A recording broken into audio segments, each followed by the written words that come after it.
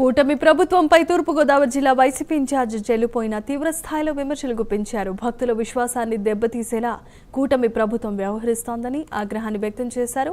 ప్రజలలో అశాంతిని సృష్టించేందుకే కూటమి ప్రభుత్వం ప్రయత్నాలు చేస్తోందని ఆరోపించారు. ద్వారా మీరు భక్తుల యొక్క మానసిక స్థితి మీద దాడి చేస్తున్నారు.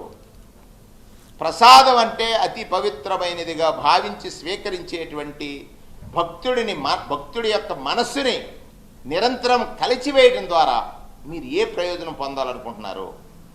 అది సాధ్యం కాదు. జగన్మోహన్ రెడ్డి గారి మీద నింద వేసి రాజకీయ ప్రయోజనం పొందాలన్న మీరు జగన్నాథుడి మీద నింద వేయటం ద్వారా రాజకీయ ప్రయోజనం పొందలేరు. జగన్నాథుడు జగన్మోహన్ రెడ్డి గారికి అండగా ఉన్నాడంటానికి ఉదంతాలన్నీ తెలుస్తున్నాయి. మీరు చేసిన కుట్ర, కుటిల, కుతంత్ర రాజకీయాలు తేట తెల్లమైపోయాయి. మీరు ఇవాళ ఏఆర్ డైరీ ఎప్పుడు వచ్చింది, మీరు ఏ సందర్భాల్లో ఏ రేట్లకి ఇచ్చారు స్పష్టంగా ఇందులో మనకి కనపడుతున్నటువంటి అంశం. ఎక్కడైతే టెండర్ సప్లై చేసినటువంటిది కానీ ఎలక్షన్ ముందు ఎలక్షన్ తర్వాత అసలు తప్పు జరిగింది మీ ప్రభుత్వ హయాంలో. సమాధానం చెప్పాల్సింది మీరు.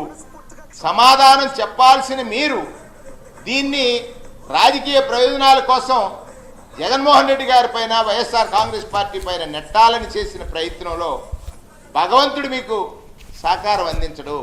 భక్తుల యొక్క మానసిక స్థితి మీద దాడి చేస్తున్నారు.